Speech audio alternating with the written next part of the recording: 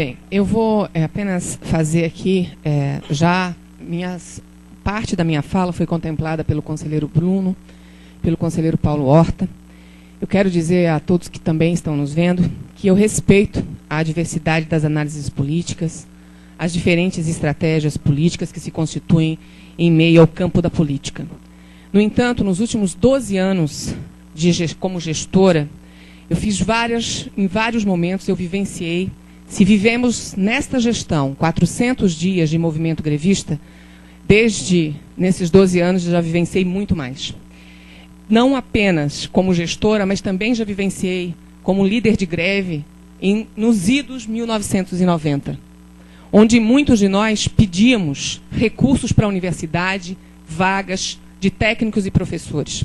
Recursos que não chegavam, e essa instituição era de um sucateamento terrível. Uma universidade, não apenas a Universidade Federal de Santa Catarina, de elite, não se falava em políticas de inclusão.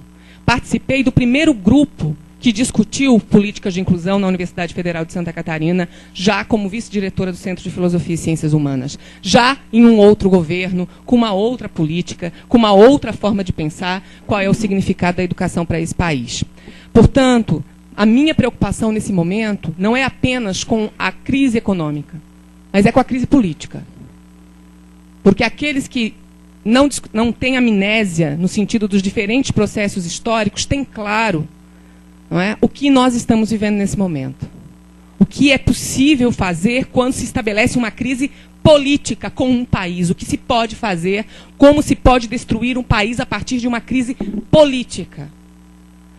É descontextualizar a crise econômica brasileira do restante do mundo, por exemplo. É deixar de pensar, e às vezes eu sinto saudade, de quando nós, nos vários movimentos sociais, definíamos que o FMI, os Estados Unidos eram os grandes culpados. É impressionante como não se percebe o significado que a Petrobras e o pré-sal teria para esse país e as diferentes guerras que se instalam no mundo em torno do petróleo. É inconcebível pessoas não estarem percebendo efetivamente a questão da conjuntura para além da crise econômica, a conjuntura mundial. É muito fácil culpabilizar uma única pessoa. Goebbels, e ontem eu fiz questão de ler na formatura do curso de Geografia, o discurso, os 11 princípios de Goebbels, que está na página do Luiz Nassif. E eu gostaria que todos lessem. Se insiste tanto, mas se insiste tanto que está acontecendo isso, que às vezes a gente até acredita que está realmente acontecendo. O caos está se estabelecendo, caos, caos, caos, caos. E nós trabalhando. Então eu gostaria de dizer que eu me preocupo muito, sim, com os estudantes com fragilidade socioeconômica, bem como a nossa pró-reitora de assuntos estudantis. Tudo que foi possível fazer, que estava ao nosso alcance, nós fizemos. As bolsas para os estudantes com fragilidade, assim que recebemos a informação que os técnicos iriam entrar em greve e o RU seria fechado, pedimos para conversar e dizer, nós estamos em uma outra década, nós estamos no ano 2000, nós temos uma universidade inclusiva, com perfil de fragilidade socioeconômica completamente diferente. Nós precisamos repensar as nossas estratégias de mobilização política. Mas é a reitora que está falando. Todos têm direito a ter posição política, avaliação política, mas a reitora é a autoridade. Ela não pode ter avaliação política e diagnóstico baseado em política. Defender a universidade? Defender a universidade eu estou defendendo cotidianamente. Eu não só estou defendendo a universidade, os nossos pró-reitores, esta equipe que talvez esteja, segundo o que foi dito pelo texto do Maquiavel, fazendo um diagnóstico equivocado. A nossa posição enquanto reitores e reitoras é também uma responsabilidade com todo o contexto social que está no entorno da UFSC. Eu disse isso também numa formatura e disse na recepção aos calouros. Nós sabemos o impacto que isto representa para a sociedade, não apenas de Florianópolis, mas de Joinville, Araranguá, Curitibanos e Blumenau. Nós temos clareza da responsabilidade que temos, volto a dizer, com o contexto político do país e com o reconhecimento do que já foi feito pelas universidades brasileiras. Portanto, essa é a minha posição política. É a nossa análise política do contexto. É não esquecer dos estudantes nunca. É ter claro que eu vou continuar na Andifes, fazendo o diagnóstico de como agir para preservar os orçamentos das universidades ou para conseguir mais orçamento para as universidades. É por isso que queremos fazer pressão para conversar com a presidenta Dilma, mas sabemos que ela também tem os limites, sabemos que o Congresso Nacional define políticas. Responsabilidade, acredito que cada um e cada uma sabe o que significa respeitar o direito constitucional à greve e, ao mesmo tempo, ter a clareza que a universidade continua funcionando na atividade de pesquisa, nas atividades de ensino e nas atividades de extensão, que ela continua funcionando e você, como gestor, tem que assumir a responsabilidade de fazê-la continuar funcionando. Se pararmos, qual é a minha avaliação política? Bornia colocou claramente. Cancelamento, cancelamos as bolsas, voltam todos para casa. Para quem será bom isso? Já que nós estamos falando aqui de contradição. Uma reflexão, como fez o nosso conselheiro Hélio. Para quem será bom? Será bom para o estudante? Será bom para o dono do restaurante? Ou dono do bar? Ou será bom exatamente para que o Congresso Nacional não se preocupe conosco? Não vou falar nem do governo federal, porque, afinal de contas, estamos parados. Não precisamos, estão parados. Parar, hoje, na minha opinião, significa não fazer pressão. UFBA. Qual é a situação da UFBA hoje? Parada. Adiantou a nota? Unifesp. Gravíssima situação. Universidade Federal de Juiz de Fora. Universidade Federal de Minas Gerais. É uma nota da reitora? Não está claro na responsabilidade de cada um e de cada uma aqui a nossa preocupação com a universidade e de como conseguir fazer com respeito e com responsabilidade que a gente continue para não parar as atividades e depois não saber como vai recomeçar. A gente sabe como começa, mas a gente não sabe como termina. Nós dizíamos isso lá atrás, quando se começou no Congresso Nacional, aqueles movimentos que nós começamos a ficar bastante assustados. Sabe-se como começa, não se sabe como termina. A reitoria, o CUN, não podem declarar greve. Não devem declarar greve. A reitoria e o CUN, na minha opinião, devem defender a universidade. A reitoria e o conselho universitário, diante desses diagnósticos, do que isso pode representar, inclusive, todo esse contexto, é uma análise política diferente. Eu estou com saudades, porque nós não temos visto mais isto. Eu participei da greve de 98. Eu participei das passeatas até o centro da cidade. Eu participei em cima do caminhão com uma bandeira na mão e com o microfone também. Eu já fiz isso. Eu sei o que é fazer movimento de greve. Mas eu também sei que eu não posso continuar pensando a universidade, os movimentos políticos, num contexto completamente diferente dos anos da ditadura militar, dos anos 80 e dos anos 90. Senão, corremos um sério risco de realmente, na minha opinião, não precisa ser a ditadura dos militares. Nós temos as mais diferentes formas de ditadura. Inclusive, me surpreende o fato de que ninguém se impressiona com as leis que estão circulando no Congresso Nacional, por exemplo, a lei em relação à perseguição ideológica.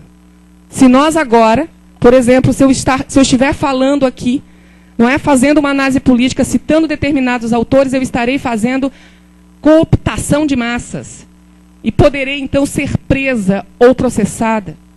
Ninguém está se preocupando com o movimento dos grupos evangélicos dentro do Congresso Nacional, definindo que agora é a natureza que define a escolha da sexualidade ou a opção de gênero.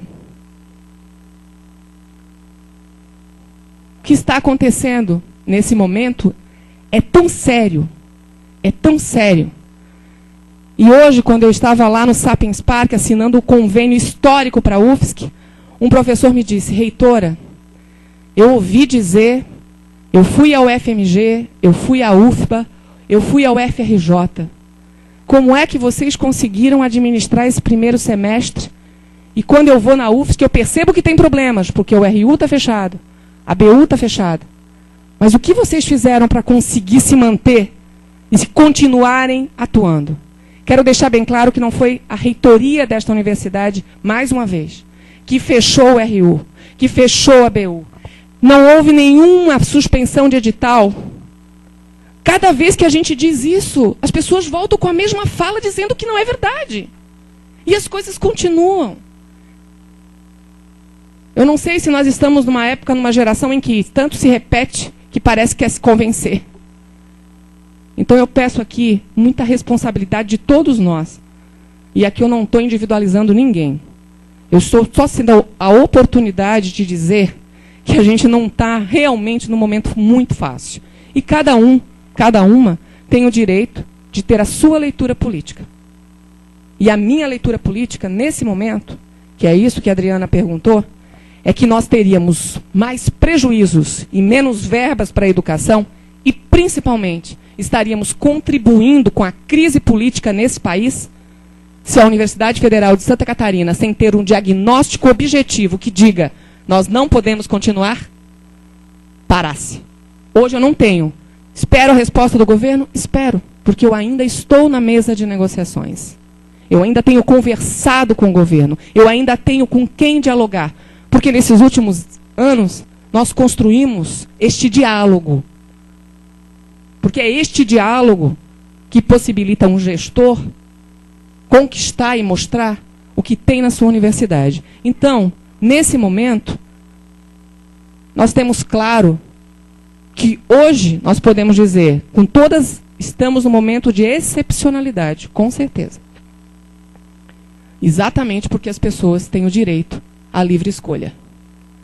Mas, com certeza, também temos outros que escolheram outros caminhos. E esses também merecem ser respeitados. E é isto que cabe a uma reitora, a um reitor, a um gestor em uma universidade. Quanto ao RU, avisamos ao sindicato. CGU, MPF estão nos questionando. Alguns dizem, enfrentem os órgãos de controle. Nós enfrentamos. Nós dialogamos. Agora, vamos refletir também. Quem hoje, nesse país, consegue enfrentar e sair vitorioso? Ou as instâncias jurídicas estão mais poderosas do que nós imaginamos? E muitas vezes a gente entende que tem que dialogar sim, mas com certeza esse diálogo acontece para respeitar as especificidades da universidade. Mas nem sempre, não é? Isso vai ser compreendido. Estamos buscando dialogar, Eduardo. Estamos estudando saídas para os estudantes com fragilidade socioeconômica, visando resolver a grande contradição que, com certeza, muitos que estão no movimento vivenciam. Ao mesmo tempo que apoiam o movimento, querem que a universidade tenha RU, biblioteca, tudo funcionando. Essa é uma contradição, muitas vezes, insolúvel. Então, eu, com muito respeito, quero dizer que eu sei, nós sabemos e fizemos questão de apresentar para vocês todas as nossas dificuldades. Isso sempre foi transparente, sempre foi colocado. Agora, nós ainda, graças ao trabalho desta equipe, que Maquiavel tanto bem narrou, tem conseguido, né, o texto do Maquiavel colocado pelo conselheiro, que me disse o seguinte, né, que as escolhas cabem ao rei ou à rainha, mas que nem sempre, né, os diagnósticos talvez precisem ser aceitos pelo rei ou pela rainha. Se eu não tivesse esse apoio técnico, eu seria uma tirana. E como eu faço a defesa intransigente da democracia, da ordem democrática, e faço o combate intransigente aos preconceitos étnicos e de gênero, não cabe a mim ser uma tirana. Senão também não era necessário órgãos colegiados em uma universidade. Se estabeleceria uma ditadura. É isso. Espero que tenha respondido. Muito obrigado a todos e todas que ficaram até aqui. Boa noite. E vamos conversando, porque embora alguns achem que os diálogos, né, estamos cansados de diálogos, é através dos diálogos que a gente se respeita. Obrigado.